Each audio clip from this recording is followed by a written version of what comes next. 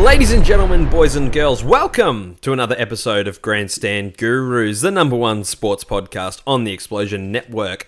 I am one of your hosts. My name is Jack Kruse, and I'm joined this week by the unflappable Ashley Hobley. I can't be flapped. He can't be flapped. And making his return to the guruology, agology. That was terrible. It's Buddy Watson. Just keep adding ologies until... That's it. It's Buddy Watson from Review Culture. I'm happy to be called a googologist or whatever. I'll take it. Gurologist. Get it right. Yeah. Sort it out. You know what a googly is? Googly. We're talking about googlies today, actually. We will be talking about googlies today. Welcome back, Buddy. Thank you for joining us. I'm flanked by two Queenslanders today, so... Apologies to our listeners. No, I'm only joking. It's great to have you both here as always. How's things up north, fellas? How's the weather? Good. Oh, it rained today. Did it? Dylan. Did it flood? Even though he's not listening. Was there? No, floods? it only floods like every 30 years, so we're at least 20 years off another flood, I think. I swear to God, you had like 3 years in a row where it flooded up there. I didn't buy that for a second. Just maybe a little bit, but not like terrible. Not as bad as what we're talking about for the 30 years. But yeah, I don't buy it. I'm not buying it. I feel like you two are lying to me. Very good. Well, it's nice to have you here. Water just starts popping up in our Google chat. Oh no! Water just coming out of the walls. Oh dear. Well, this is a special episode, ladies and gentlemen, boys and girls, because not only do we have the lovely Buddy Watson joining us and the unflappable Ashley Hobley, but we are currently watching... This is going to be an interesting episode because right now is a very important sporting event is happening live while we are recording. It is the qualifying game for the World Cup between Australia and Honduras in the soccer or football, depending on what part of the world you're from, but soccer. And it's currently 0-0. About 14 minutes in, and Australia need to win. Now, correct me if I'm wrong, Ashley, because I'm not the big soccer dude. Okay. But if Honduras score, we need to win by 2. We need to win. Yeah, we need to. Yeah. So if they score, if they score and we draw, they'll go through. Goddamn. Yep. So we will be live. Play-by-play live reacts during this episode, so that should be something different. We should do maybe this could be something we do from now on if there's a sporting event when we're recording. Maybe. That actually brought up a question I want to ask you guys. Sure. Do you remember when Australia qualified for the 2006 World Cup? I do. The show's over. For the people at home, do you remember where you were? See, we actually saw Jack take his shirt off then. So. Yeah, of course he did. I do remember Pierce that. nipple and all.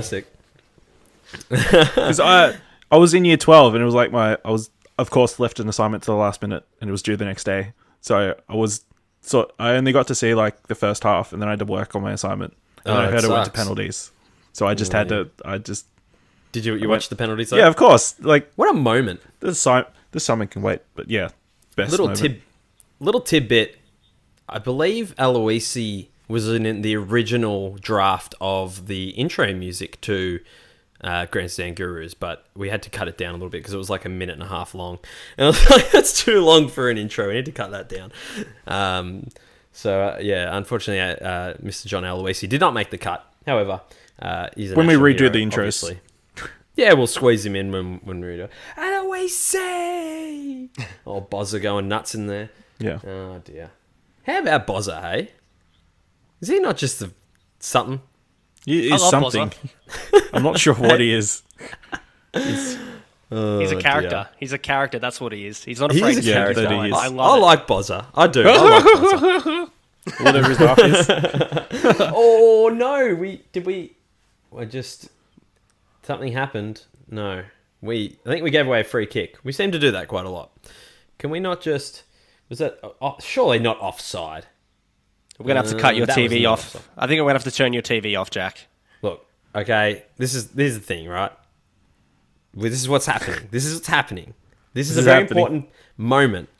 We need to be across this. So, ladies and gentlemen, boys and girls, I guess if you didn't catch the game last night, good for you. You're going to get to witness it happening on a slight 14-hour delay.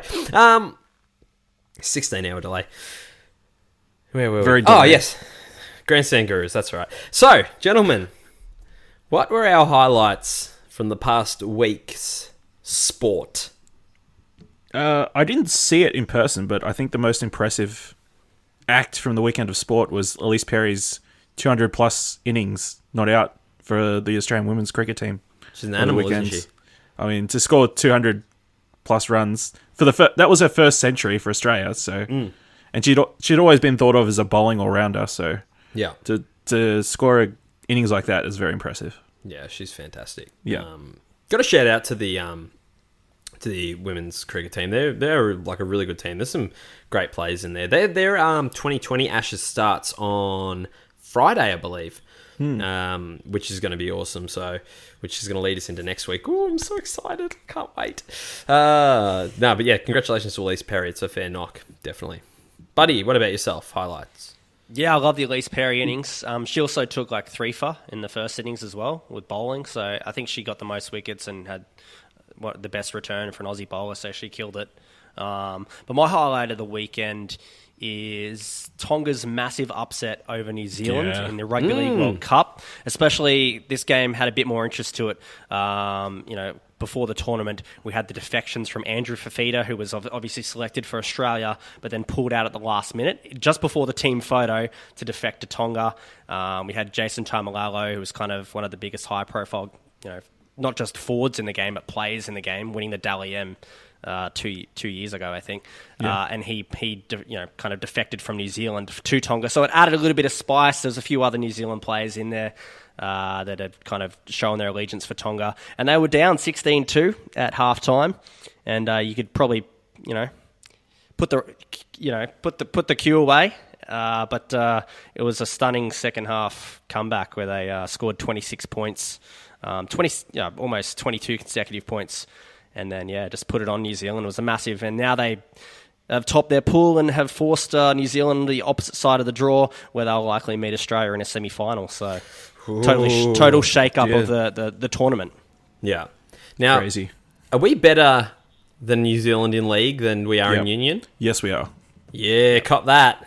Take that, Tom. And cricket. And cricket. Yeah, word. And any other sport other than rugby union. Daniel Vittori can't save you now. Yeah, exactly. Oh, dear. My highlight, I was hoping that we were going to score while you were saying that. We got close, but it didn't happen. And I would have been like, that's my highlight. What I wanted you to happen was you were describing your highlight. Yeah, my highlight on the weekend was this. Oh, my highlight is now! My highlight is now! It didn't even happen on the weekend. It happened right now, in person. That would have made for good podcasting material. No, my highlight was what I was looking forward to, which was the International Rules Series. It was actually a pretty good game. Despite what I thought was going to happen. Australia won, which is great. Awesome. There was a little bit of spice in it. A few players getting riled up. It always seems to be the Aussie rules Irish players who end up getting the most physical, so like your Zach Tui's and the like. It was having to go with Travis Boak from Port Adelaide, which was really cool. Patrick Dangerfield got a nice. I don't know if you saw it, but he got rid of the ball and he got tripped. Like the Irish player grabbed his foot as he fell, and he went like face plant and ate grass. It was fantastic, and he got up and he got a little bit upset, which was good. But no, it was a good game. Like I said last week, I always really enjoy the international rules, and it was really good to see the Aussies get up and actually play it. It's good to see them actually play a good team for one. So a couple of years ago, they started playing like the C grade players, and we got absolutely towed up, and it was really embarrassing. And so it's nice to see that they're actually playing the proper all Australians. Yeah, now that they've added that selection criteria, it really adds a prestige to being selected in the squad. Oh, for sure. And I mean, we don't have state of origin anymore, so it's good for, the players have something to take pride in, I guess. There's an added level of, Yeah, I guess pride is probably the big thing. They don't have state of origin anymore. It's not an international game, AFL, so they get an opportunity to represent their country. Or they don't get to represent their states anymore, and it's good. And you see them really take it in their stride. So it was good for them to get the win, and I think they play on Saturday in Perth. So hopefully they can continue that good form. But I don't watch a lot of AFL, but I do go out of my way to watch the Gaelic rules match just because it's a good blend of like two cultures, seeing Australia and the AFL, and then the Gaelic hurling and all the stuff that they do over there, because they used to play it on Seven Mate. A few months ago they used to play hurling and Gaelic. Yeah, right. Whatever it was, not rules, or Gaelic football, or whatever it Yeah, is. yeah. Back to Gaelic back, football, they'd have a match of the week each thing, and I'd stay up late and watch it because I don't sleep. But Yeah. it's also a good opportunity. It's actually a really good game to watch. Yeah, you don't. See. Yeah, so I like the combination, like the hybrid rules, and it's a good outlet for AFL scouts to kind of see players from like the Irish league and see if they can translate their skills and come over and play AFL. So I think that serves a good purpose as well. Yeah, no doubt. Absolutely. I think we're in a bit of trouble now that we just... no, we okay? Is it a free kick? No, it's a throw-in. Okay, we're all good. I thought something bad was happening. Right. Topics. Grandstand Gurus podcast. Buddy. Yes. You're our guest. Kick us off. I am. Whew, putting straight into the hot seat. So I guess two of our topics later will be certain Red Bull related. But I'm going to throw something different out there for now, and it's the topic of selection and international selection. Recently, Israel Folau, of course, he's won the John Eales medal for a third time this year. He is Australian rugby's best player, their cash cow, a former league player, a defector. He's kind of all their hopes bottled up into one player. He's got mass marketing appeal, best player. He's a triple code star. He's a triple code star. That's right. He can do everything. He's the Buddy Franklin of rugby. Yeah, fair to say? If that's what Buddy Franklin is. If that means anything to you. I'm not sure. Yeah. But so the Wallabies at the moment, they're kind of struggling. They're going through kind of like a rebuilding phase, as is Australian rugby. They're a bit in trouble, especially when they've had their bouts against All Blacks and their rugby championship. But Israel Folau, their best player, has gone on a sabbatical. So he's being rested or taking holidays instead of going over to tour with the Wallabies on their European tour. So instead of facing Wales, England, France, Ireland, and whoever else they play, Scotland, I think they're playing on this tour possibly. He's not taking part of that, but it's not through injury; it's through resting. So I found it interesting that Australian rugby is going through this kind of crisis at the moment, and they're letting their best player rest, but they kind of don't really have a choice because he's kind of their star. He's calling the shots. He has that power. Yeah. Yes, that's right. Yeah. So there was an article recently that said that it cheapens the Wallabies jersey by allowing him to do this, and no other of the Australian codes would do that. AFL, NRL, A-League, they wouldn't do that. It's quite common in rugby. Like Richie McCaw's done it, Dan Carter's done it to preserve their careers and go over and get to play European rugby and still come back. I just wanted to know what everyone's thoughts were on that situation, and do you think it does cheapen the jersey, and why does rugby only get it compared to other codes? Yeah, I think it absolutely does. And I hate hearing about stuff like this. We've spoken about it before, but as far as I'm concerned, the team always comes first, and no individual, no matter how important they are to the structure of a team, no matter how impressive they are, no matter how much talent they have, nothing comes before the team. Because it's the old cliche, but it rings true.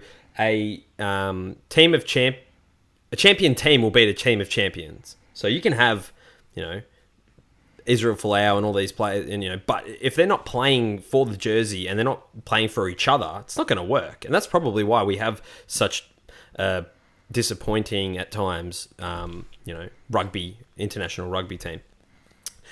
You mentioned it doesn't happen a lot in AFL, but there is one exception to the rule that has, and I've spoken about this before, who has annoyed me to a point of, losing a lot of respect for that player, is Gary Ablett Jr. In that for the last 2 years, he has really not carried himself well. He's picked and choose when he wanted to train, when he wanted to travel. He refused to go, and there was the official story was that he was injured, in air quotes, or, was rested, or general soreness, or whatever you want to call it. But the word out about that was that he was refusing to travel. Any interstate travel he wouldn't do.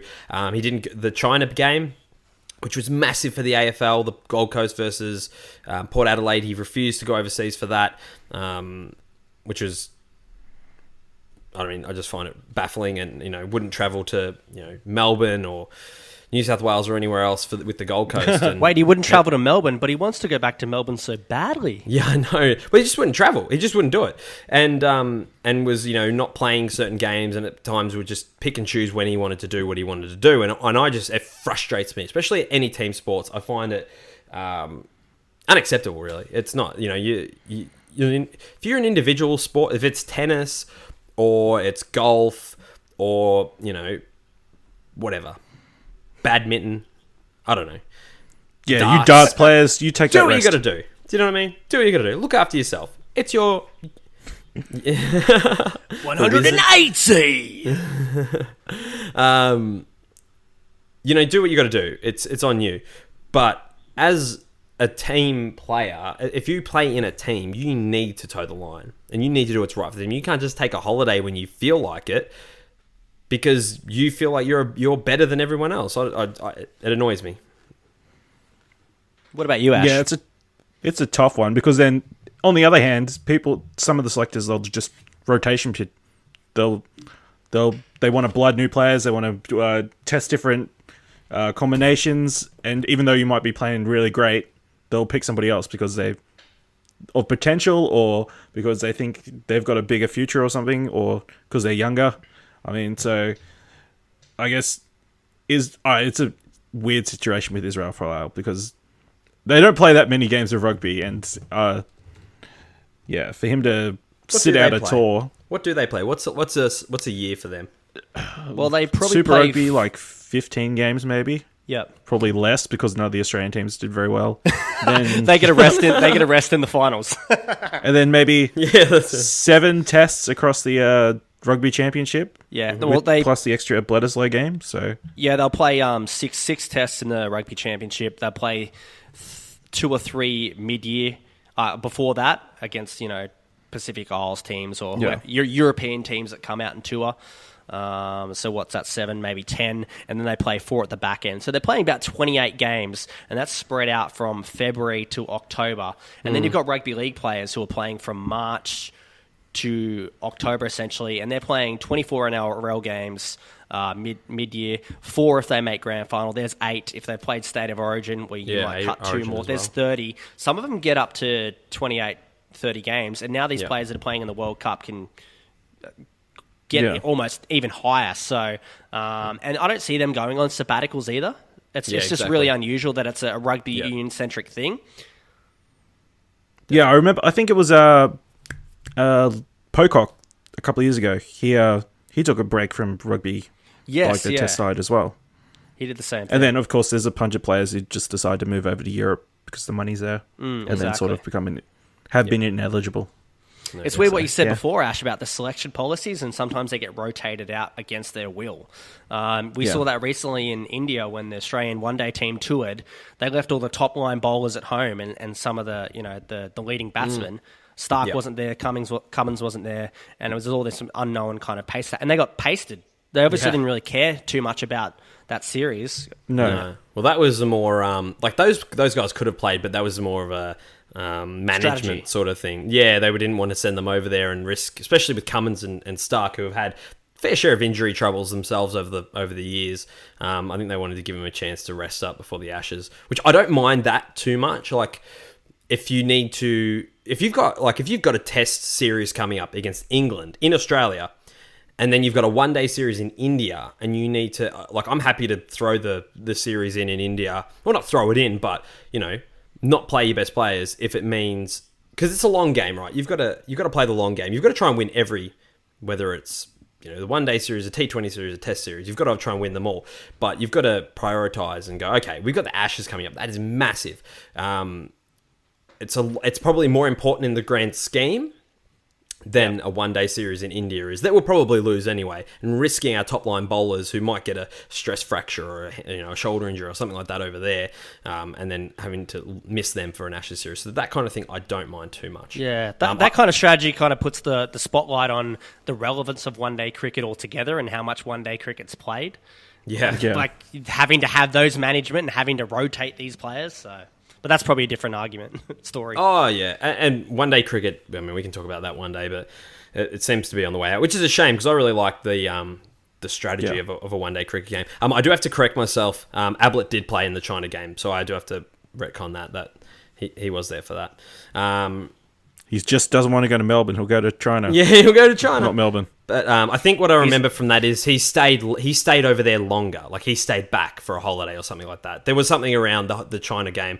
I don't remember it exactly off the top of my head, but he did travel to the game, so I do have to apologise. He's scared if he goes to Melbourne that he'll go to the opposition dressing rooms and come out in a Melbourne team's jersey. So maybe. Oh dear. Yeah. No. I think. Yeah. Anyway. Yeah. I think it's no good. And if I was coach, if I could afford to, I'd be like, you're not back in the team. Like, whenever you come back, whenever you feel like you come back, you got to earn your spot.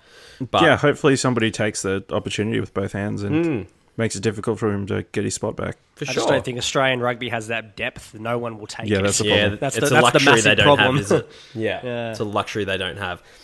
Score update, 33 and a half minutes in, it is still 0-all. So Disappointing. not good so So far. that's a no all round for the approval of Israel Folau's Israel sabbatical. Folau? No. No. Izzy, no good. 2 thumbs down.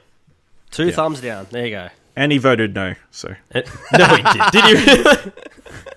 Is that a thing? Yeah, didn't you see? He came out and said he's a Mormon. He's very religious. Yeah. So he came out against... Remind me about that in a segment later on. Yeah, I will. So, Oh, very good. All right, moving right along. As you all know, and if you don't, you should. Next week, starting on Thursday, ooh, doctor, it is the Ashes. The cricket season is upon us. It's finally here. It's been so hard since footy left, but we finally get cricket, and it's Test cricket, which is the best kind of cricket, and it's against England, which is the best kind of Test cricket. It is the Ashes. It is here. I am so bloody excited. I cannot wait. First Test next Thursday at the Gabba. Selection up the wazoo, which we'll talk about next week. We don't know who's going to be in. They announced the team on Friday, but we can talk about that a little bit later. But I want to know of you two, what are your favourite Ashes memories? the first one that I remember is Steve Waugh's 100. Like when he scored it on the last ball day of the day. Yeah. Yeah, that was pretty memorable. That was was that the cover drive or the SWAT hit? Because he did it cover twice. drive. Yeah, no, I remember that. Yeah, I remember hitting. I think it was hit Graham Swan, last ball of the day. Might have been, yep. Straight through the covers. Yeah, I remember Adam Gilchrist was facing the ball before and he ran a single. And Steve Waugh thanked him. He's like, "Oh, I thought it was the last ball of the over." So yeah, he was like super under pressure to keep his spot as well, and for him to get that century on that day was like probably kept him around for a few more. Yeah, for Few sure. more tests. Yeah, it was For fitting. sure. He was a great player, Steve Waugh. One of the I absolute think they greats. lost that test as well. They might have. No, probably not. No? That's an interesting one to pick. There's been so many great Ashes moments. Yeah. We can talk about some of them a little bit more in depth, but that's an interesting one to pick. It's I probably quite like yeah, it. just Just I was the with moment in family time and stuff, just Yep. in the moment. Yeah, I was remember. watching it. I remember where I was as well. I was at my uncle's place in Ballarat, and we were playing. We'd played cricket in the backyard, as you do, as a in the lunch breaks and that, and coming in. I remember that. I'll never forget that sitting there. I remember remember in that. I think it might have been just before. It might have been the wicket before. Someone got run out, and it was a third umpire decision, which was going for like 5 minutes. and I was convinced as a young 12-year-old that it was not out and it was given out. So I do remember that test. I do. Buddy, what about yourself? Favorite Ashes moment? Look, I don't know if it's definitively my favourite or it's a single moment, but it's the 2005 Ashes series that took place in England. Oh God, that was such good cricket, wasn't it? Every single test match was really competitive and went down to the wire, especially the one where I think Australia needed maybe 10 runs or 20 runs. Edgbaston, it was Andy Brett Bickle. Lee and Andy Bickle, was it? No, it was Brett Lee and the other bowler. Gillespie? Kasperwich. Kasperwich, yeah. It was Kasper and they nearly got there. Oh, God. Yeah, he gets to the edge down leg side. It's taken. Australia lose the test by 10 runs or so. It was an amazing series. Shane Warne absolutely destroyed it.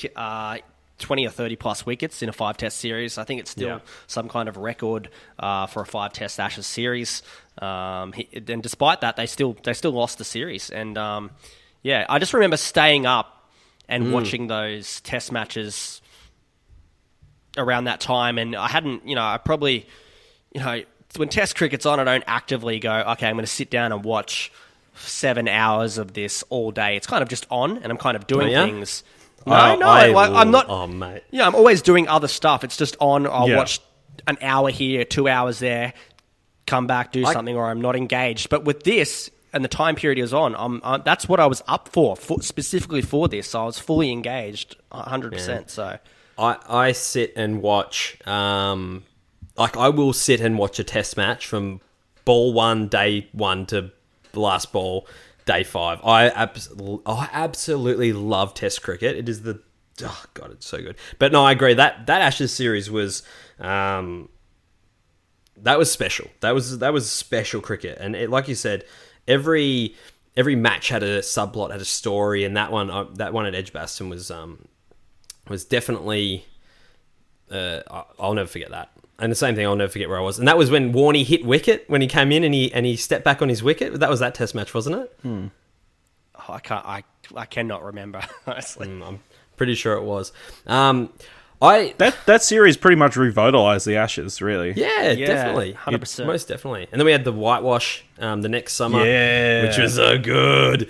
The Steve Harmison ball. Oh, yeah, that's a great memory. Set it up. Army ball. His first 2 balls went to second slip.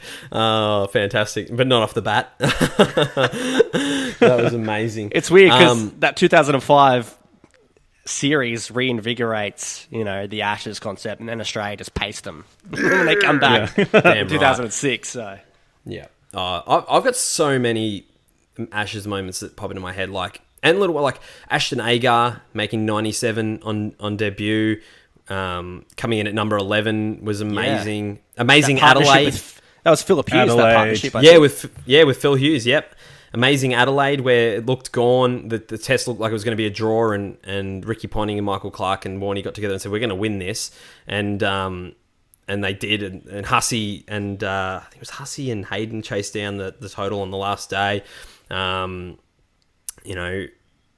It's like the whitewash of 2006-7. I was at Boxing Day in 2006 for Warney's 700th wicket, which was an amazing experience. But I have to say, my favourite Ashes moment, memory, whatever you want to call it, is these guys are shocking. There's a stretcher on the field. We're back to Honduras. It's still 0-0, 40 minutes in. And he looks like he's crying. I'm sure he's fine.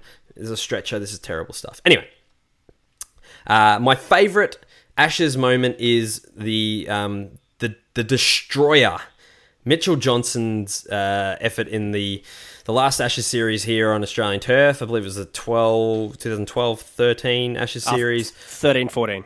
13-14. That whole... The intimidation, and every time he took a spell, it looked like he was just going to rip through the English batting order. And from the first, I think the first test when he hit Trott in the helmet, and then he scared him off, like literally sent him home from that. Like he said, there was other things obviously going on. He had some mental health issues and that, but he talked about it afterwards that he was just so intimidated by Mitchell Johnson that played a big part in it. Just absolutely decimated, breaking bats. Like Carberry, we spoke about it last week, Ash, when we spoke about the bats and the bat getting snapped in half. That was Mitchell Johnson breaking Carberry's bat and just ripping through it. And just sconning. If you remember the Ashes series the year before, which was the one in England where we got beat, which was the Ashton Agar series, the Stuart Broad, when he nicked it to first slip and didn't walk, and he nicked it and didn't get given out. Do you remember that? Yeah. And everyone's like, we hate Stuart Broad for that, and he came over here and he copped it. And then I think it was in the second test, he got sconed on the foot by Mitchell Johnson lightning bolt and just about broke his foot. It was absolute payback. But that to me was the best fast bowling I've ever seen, bar none, in a series, and rightfully won man of the series. It was just incredible. And I've seen some great fast bowlers, like obviously Gillespie, Brett Lee, one of my favourite cricketers of all time, and just speed, but the ferocity that Johnson bowled with in that Ashes series was something to behold, and it was honestly just the most fun to watch. Unfortunately, we played quite poorly the next Ashes series. I think we won one game. It was like 2-1 in the end, but we have a chance. We have a chance to bring it back. We can bring it back, guys. It can come back. Yep. The Ashes can come back to their rightful place, even though they don't actually come back. But we get the nice little claret jug thing. We'll get that. It'll be good. So I'm looking forward to that very much. So, but it's gonna be awesome. Like, I just absolutely love the Ashes. Because the selection is up in the air. I don't know if you guys have been following this much, but you've got your set. There's probably 8 spots that are set. So you've probably pretty much your bowling attack, and then Warner, Smith, Hanscom and Khawaja. You think are the guys who are locks. So there's that number 6 spots up for grabs, keeping spots up for grabs, and the other opening spot is up for grabs. So it's between Matt Renshaw. Renshaw is going to be very stiff. I mean, he's been in bad form, but coming off his 10 games. Yeah. I agree. But you've got to go on current form. And this is something, sort of touching back on your topic, buddy, is that I don't think you can pick guys, especially with cricket. I just don't think, we've proven time and time again, you cannot pick guys on potential and merit. You have to pick them on form, because that's how Mitch Marsh has played so much bloody test cricket. So the Marsh brothers have played so much bloody test cricket. Because they've been picked on potential, and not on performance. I think that, and people talking about Hilton Cartwright, but he hasn't really done a heap.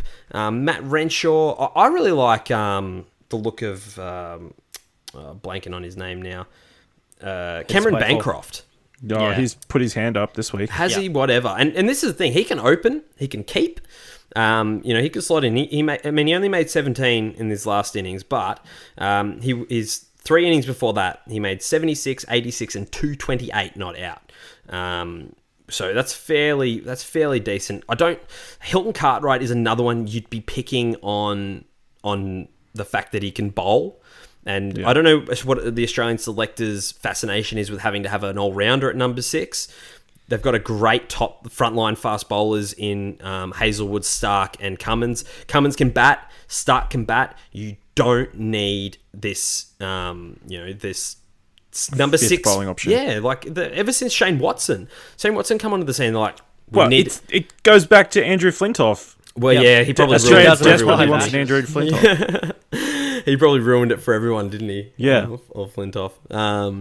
But even if you're going to pick an all-rounder, Jake Lehman's in better form than Hilton Cartwright.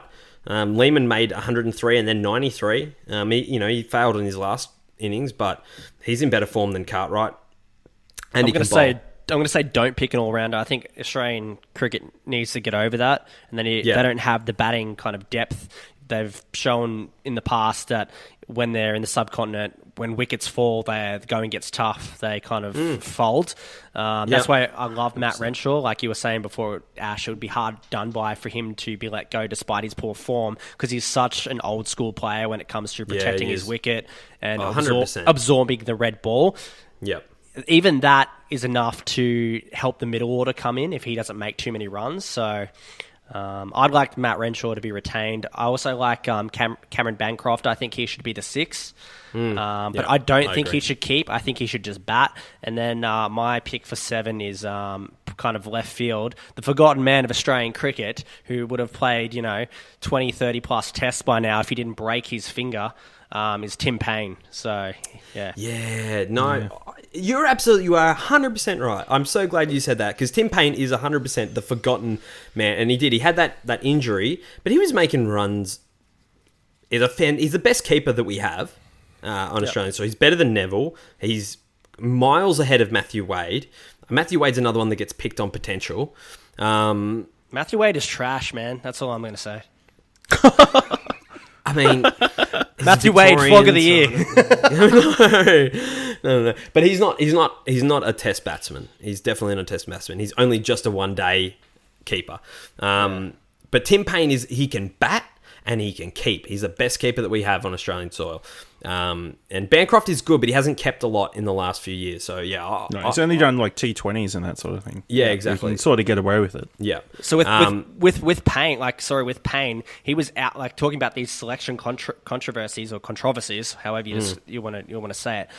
Tim Payne was left out of the Tasmanian first class side for the first Shield game of the year because Matthew Wade has moved to Tasmania, so they wanted Matthew Wade to be their wicketkeeper, obviously, to see what it would be like going into these tests. Tim Payne has since then been recalled and, he hasn't scored runs in the latest Shield game, but it's just weird to see that happen. He made a 70 a couple of weeks ago. He played in the Cricket Australia 11. Cricket Australia 11. Yeah. So he's almost been earmarked, like, put a line through, I think, not Matthew Wade. He should have a line through him. But Tim Payne, almost because of his age and let's get obsessed with all these other cricketers now. So it's frustrating because I'm a big Tim Payne fan, have been for a long time. And it's just disgusting how they've treated him. Oh, mate. We can have another topic another day about how Australian cricket have treated some of the like Brad Hodge. Don't even get me started on Brad Hodge, mate. Maybe next week, an analysis of the selections and what should have happened and shouldn't have happened. Simon Kadich, God, give me a spell. It's like Goosey. Do you guys wouldn't know Goosey? No. It's a old school AFL reference. Before we jump off this topic of our favourite Ashes moments, even though it's been segued into Australian selection, I wanted to highlight the 2010, I think it's 2010 series when England came over here and absolutely pasted us. And they won 3-1. All 3 of their victories were by an innings and whatever runs. Alistair Cook scored a mountain of runs and James Anderson took a stack of wickets, like 24 wickets. I'd grown up seeing Australia dominate our summer. And I'd never seen anything like this. So it was a bad memory. Yeah. It was kind of it was kind of memorable for that. So that was a interesting summer of cricket.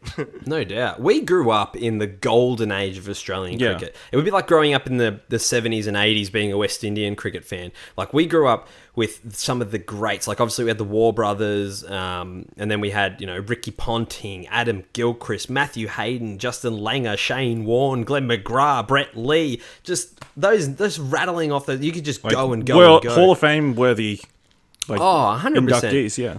That 2000, Michael Hussey was another one who was unlucky, who was such a great first-class cricketer. But just he could have added another 50 tests. Exactly right, just could not break in. I still think that that Gilchrist is the best wicketkeeper batsman we've ever had. I think he's better than Healy. Purely for what he could do with the bat. He could do with the bat, yeah. Healy was a fantastic keeper, but I think Gilchrist was almost just as good and could bat out of his mind. Who's unlucky at the moment? George Bailey. Yeah. As a middle order batsman, he scores a stack of runs, and I feel like it's another age thing against him. And he's never lost a he's never lost an Ashes test. That's true. He's undefeated in Ashes tests. That is a good point, actually, Hopefully, that is a really good point. I'd love to see George Bailey get back in, but I just don't think... No. I just don't think it's a wise decision. I just think there's guys ahead of him that could be better. I feel like Australia has a messiah complex where they just want to get the best next young kid in as soon as possible. Yeah. Someone who's going to play for 10, 15 years. Yep. They just love that. Yep. Like, they probably put Pat Cummins in a bit too early. Yeah, definitely. Well, he was like 18 something, and his body just couldn't cope. Well, he had that absolutely fantastic first test where he took a stack of wickets and made a heap of runs and won the test, and everyone's like, "Here we go, he took a 10 for, didn't he? Saviour." Sorry, I think he took a 10 for. Yeah, definitely. His body broke down for the next 5 or so years, and James Pattinson's another one who burst onto the scene and was. I think his would have been the 13. What test summer would that have been? It might have been against India here, and he burst on the scene and bowled really well, and body just has not been able to get right, which is really unfortunate for him. We have, and we know we've been really lucky that we've had a good solid spin bowler. We struggled with that after Warne. We had like Jason Kruse and all these other guys come in and like... Let's see, Bo Casson. Yeah. I think, who else is on this list? Hang on. Doherty played a few tests, I think, maybe. Steve Smith was picked as a specialist spinner. Yeah, he was picked as a spinner. Smith. Yeah, that was it. Xavier Doherty, Michael Beer. Michael Beer, yeah. Bryce McGain. Even...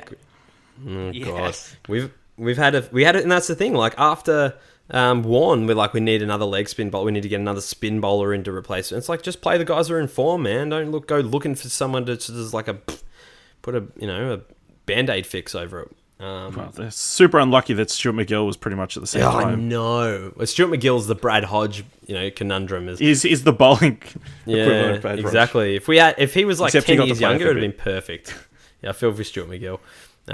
Brad Hogg was another one who could have played Test cricket, but they're not going to play a left-arm Chinaman in there when you've got Shane Warne taking 700 plus wickets. Like, it just wasn't necessary. But like I said, we were blessed in that era. It was, and it never got old. Like, it never got old watching Australia just dominate. I remember they won like 13 tests in a row or something ridiculous like that. It was amazing. Very good. It's halftime. Halftime, 0-0. Quite uneventful. God, I hope it doesn't go overtime because my heart can't take it. No, my heart, yeah. Ashley Hobley, take us home. Okay, most important question of the night. Is the Australian cricket captain the most important role in Australian sport? Now, because the joke is always, it's Australian Prime Minister, Australian cricket captain. Top 2 roles in the country. Yeah, it's an interesting question. Now, are you saying like sporting role, or are you saying like sporting captain? Sporting probably role, because he's easily the most important captain in any sport. In Australian sport. No other sport has the captain play such a big role tactically or anything at all, really. For every other sport, it's like an inspirational figurehead position and mostly a media role. No offense to all the captains out there, but that's kind of what it is. Yeah. But in cricket, it's like a huge tactical advantage if you've got a good captain. Yep. I think the answer is probably yes. Just thinking off the top of my head, I can't think of any other international team. Like, I couldn't even tell you who the rugby captain is. Michael Hooper. There you go. All of the obviously AFL clubs. Obviously, I don't think they're as important, or the NRL clubs are as important as an international captain. And we don't really have that many other... I mean, who's the captain of the Australian soccer team at the moment? Is it... Cahill. Milligan? Is it Cahill? Okay, so... Cahill's not captain. Isn't he? Milligan? Is it... I can't name another player. I couldn't even tell you. I couldn't even tell you. Who is it, Ashley? Yeah, Mile Yednak's the captain. Yeah, there you go. If he's fit. Yeah, so I couldn't even have told you who it was. You didn't even watch the team sheets tonight. No, I did, but it just like I didn't pay attention because I'm like, it's not that important. It's There's just a C. he'll run off the ground at some point and give his armband to someone else, and it'll be like, that's true. Like move Maybe. on. Yeah. So I think the answer is probably yes, and they are like the thing about a cricket captain is that they have more impact on the team than anyone else. That includes the coach. They have like first call on selection. When they're out on the field, they obviously arrange the field, bowling, everything like that. They for sure. I think you're probably right. That is. Yeah, I think you nailed it, both of you. I'm going to say yes as well for all the points above. The rest of the captains, like AFL, what do AFL captains do on ground? They flip the coin at the start of the game. Yeah, anything on ground. Oh yeah, I mean they're spiritual leaders, right? So they lead by example. They direct traffic. They don't do any they just play their role, right? Yeah, They play their position, but they're there as leaders. So they direct traffic. They they coach on field and that kind of thing. But they're not they don't have like a specific thing that they do. So I mean, does league have something that the league does specifically on field? They decide whether we kick for goal or kick for line for a penalty. But often it's a trainer running out with his arms up, going "take the 2" or whatever. So even then, it's a message down from the coach's box. So really, the AFL and NRL captains, apart from media requirements, flipping a coin are pretty useless. And also, they're the first ones to berate the umpire. That's right. Yeah, Paul Gallen's screaming at a ref. So and I guess they're fantastic dialogue with the ref. But 100% agree. And one of those, when you pose that question, Ash, it made me think of Michael Clarke and the way that he kind of helped a nation mourn after the death of Philip Hughes in 2014. Yeah. The difference between cricket and the winter codes is whether you like AFL or your NRL or your A-League or a combination of the two.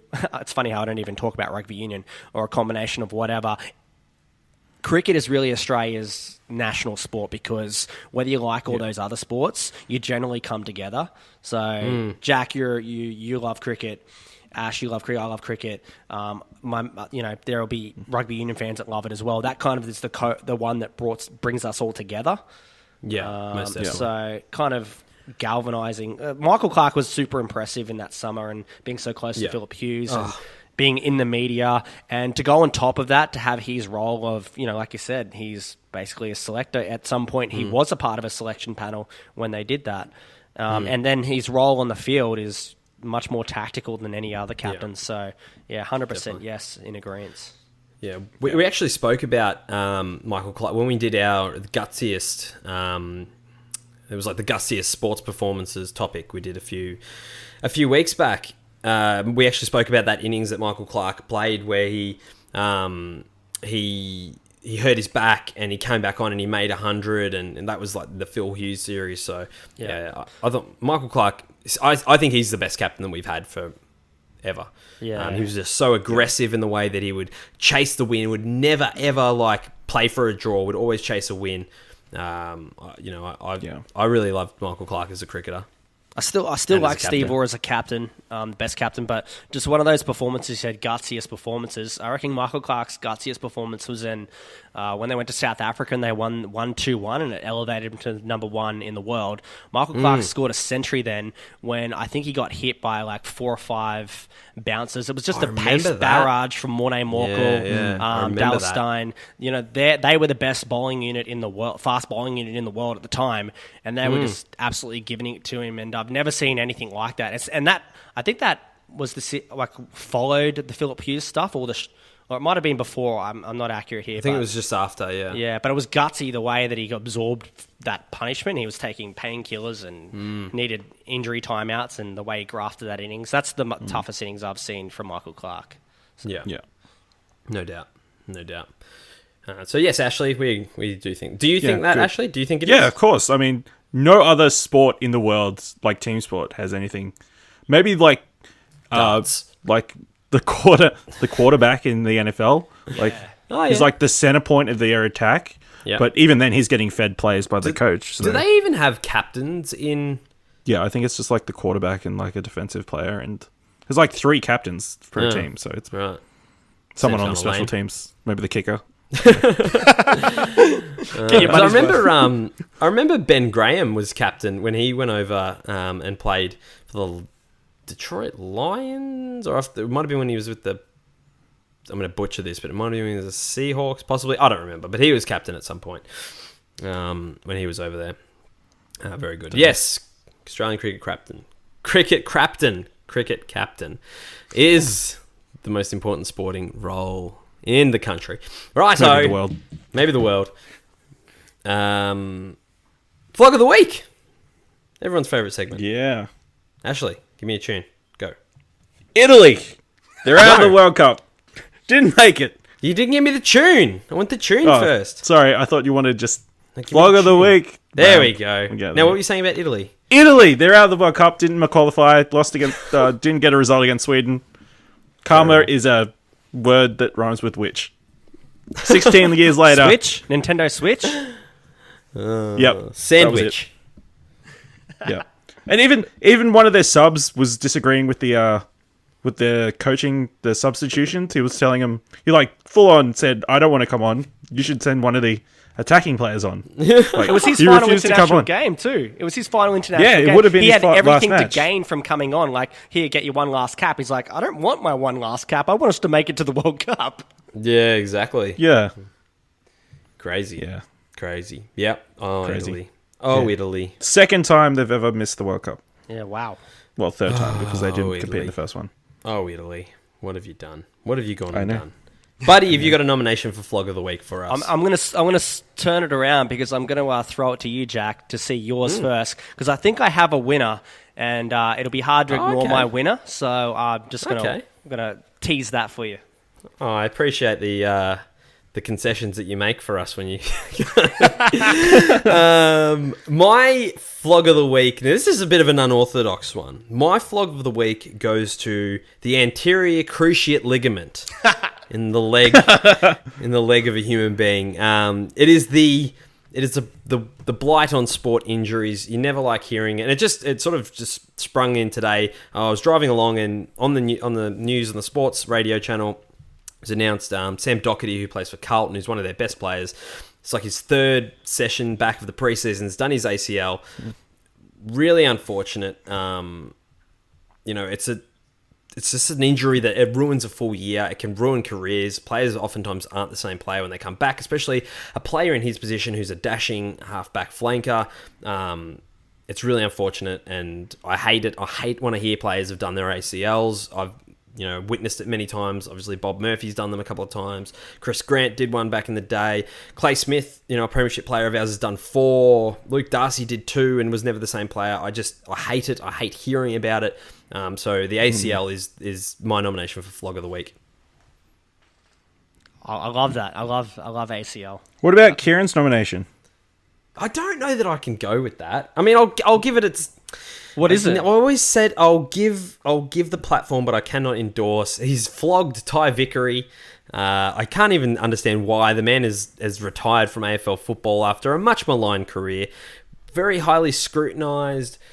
Very much. And you know what? I blame Kevin Bartlett for this because when Ty Vickery burst onto the scene, he said that he will be a better player than Matthew Kruse and through all these ridiculous allegations. Anyway, never lived up to the hype, as a lot of players don't. We always talk about players who aren't able to, carry their junior form into the seniors, and it's unfortunate. But Ty's decided to give the game away because Hawthorn basically told him, you're not going to be playing AFL football next year.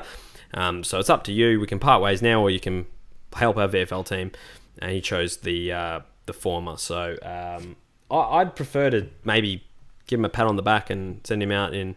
But we must honour the nomination, and Ty Vickery gets his Flog of the Week nomination.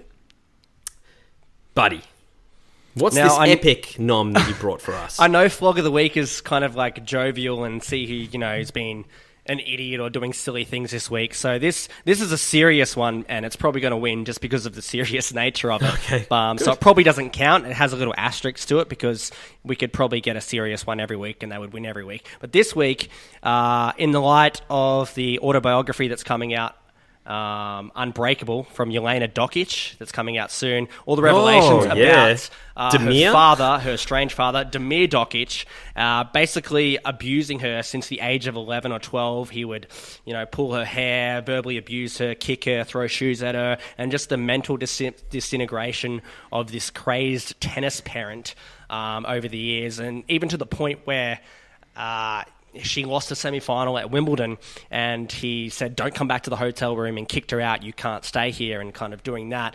And all these revelations are coming out now, specifically with the current climate, with all the sexual assault and allegations and all that stuff that's, kind of taking the world or Hollywood by storm at the moment. So this week's Flog of the Week nomination and unredeemable Flog of the Week is Demir Dokic. You were Flog of the Week in 2004 or 2002 when you were around then, and you're Flog of the Week 15 years later now. So congratulations, you idiot.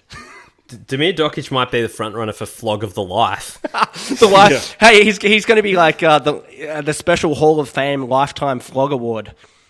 Yeah, no doubt. Yeah. So maybe you'll have to do that. Induct him into the flog of all-time Flog of the Lifetime Achievement Hall of Fame Award, whatever.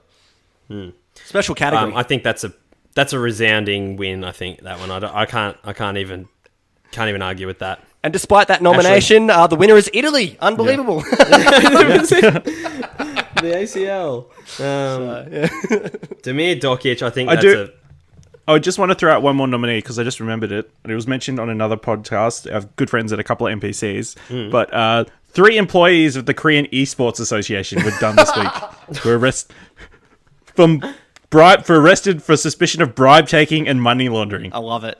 Oh, well, that's unacceptable, isn't it? What did they say? And as they said, that is the most... it legitimizes esports as a real thing.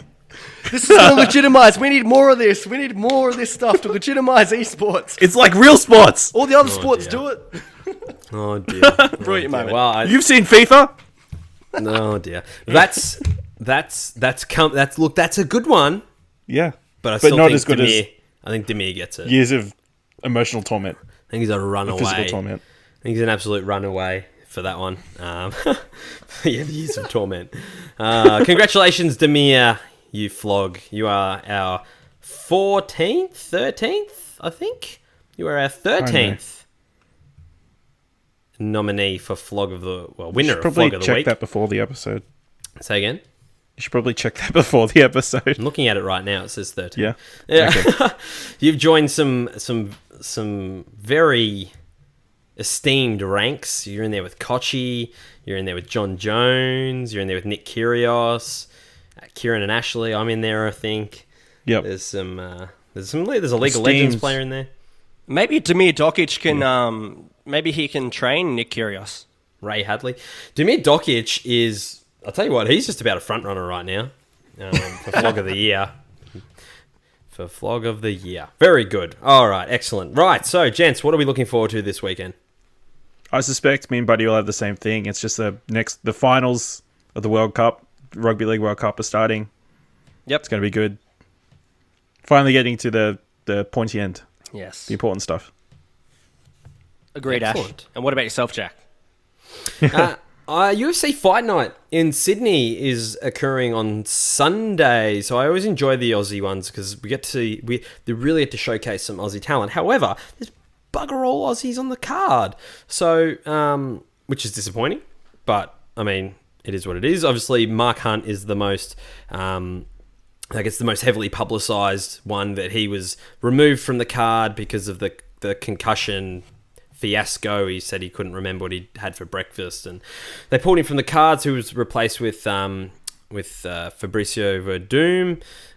But Jake Matthews is fighting, boy out of Melbourne, which is great. My boy Dan Kelly is fighting, and Beck Rawlings is the co-main event, which will be cool for her. So I'm pumped for that. I'm looking forward to seeing some Aussies get out there and throw down. So, and there's some good fight, like Elias Theodoro's come down for it. So Tibura and Verdum should be a good fight as the main event. I always like to see just a few more Aussies on there, but can't complain too much. We've got the world champion, or one of interim world champ in the middleweight division. So, Well, speaking of that, what do you think of him possibly? Is he going to fight GSP? I think he has to. GSP? I think this we've spoken about it ad nauseum on this show, but that division is just so stacked with talent and guys chomping at the bit. You just cannot make a fight like that and make Bisping fight GSP, who's not even a middleweight, for the title. Cool, he's got the title now. Let's what do they call it when they Unify the titles? It needs to happen. They can't then send him to fight at welterweight. I will lose my mind. Just make it happen. I don't care where it happens. I don't care if they do it in Montreal. I don't care if they do it in Perth. Just make it happen. Do it on the moon for all I care. But make those two fight, because that is going to be epic. on the moon. That'd be pretty cool. Like the gravity would be weird, so the takedowns would take like a couple of minutes. But Absolutely. The punches would be a bit harder to... Yeah, that'd be a long fight. They might have to extend the rounds. There we go. Yeah. Anyway. That's it. Still 0-all. Oh no, we scored. Did we? When the hell did that happen? Wow. It's disappointing. Guess y'all just missed... We were us so screaming. enthralled in our podcast making. Oh no. We missed the important... We nearly... Oh no.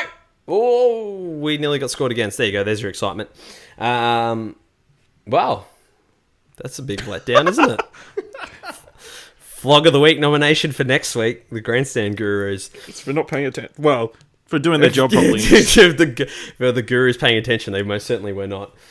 Oh dear. Well, there you go. Anyway... Ladies and gentlemen, boys and girls, thank you so much for joining us for another episode of Grandstand Gurus, the #1 sports podcast on the Explosion Network. This is a product of the Explosion Network. You can find all of our content over at www.explosionnetwork.com. You can follow us all on Twitter. Ashley is at Ashley Hobley, ASHLEY, It's a thing. You can follow Buddy over at Buddy Watson 12. Correct. Yeah, nailed it. And you can follow Review Culture at iTunes and the soon-to-be-defunct SoundCloud and all good podcast services. So go check that out. Give him a listen. Give him a follow. Pimp him out to your friends. It is an awesome show, and I enjoy it muchly. And you can follow me on Twitter. I am at Kruse_mate. You can follow the Explosion Network at ExplosionPod. Send us an email. gurus@explosionnetwork.com. Let us know who your Flog of the Week nominations are. Let us know what games you want us to live react to and then not actually react to them on the podcast. But most importantly, ladies and gentlemen, boys and girls, remember, like, subscribe, share us with your friends and with your mother. Until next time, plat plat. Keep on grandstanding. Ladies and gentlemen, boys and girls, it's your boy Kruse mate here with all you need to know about November here at the Explosion Network. Firstly, we would like to extend a big thank you to everyone who donated to our Extra Life campaign to help the big, beautiful kids. You can check out all our challenge videos going up on YouTube over the month of November. While you're over there, check out all our PAX coverage, the Explosion Network's first convention. We have a bunch of videos going up on all the games we played over at bit.ly/Explosion Network. Also, our Best of 2017 awards start in late November, so get pumped for that with more information to come soon. And don't forget, Older on Explosion continues every Friday at 12 PM if you want your weekly dose of Star Wars hype leading up to The Last Jedi. And you know, all our weekly shows will continue. Pleasure on Mondays, Plat on Tuesdays, and Grandstand Gurus goes live on Thursdays, all at 12 PM. And finally, we will be returning to full form over on twitch.tv/Explosion Network with all our weekly streams. So keep your targets locked on explosionnetwork.com for all of the explosive content. Plat plat! Tim Payne was robbed. Yeah. No, he broke his finger. It was Mile Jednak from a free kick. Yeah! Yay, Millie! The bearded Jedi. Here's our delayed live reaction. Yep. Jednick, they've got a free. Yeah, we did it! Oh, unbelievable.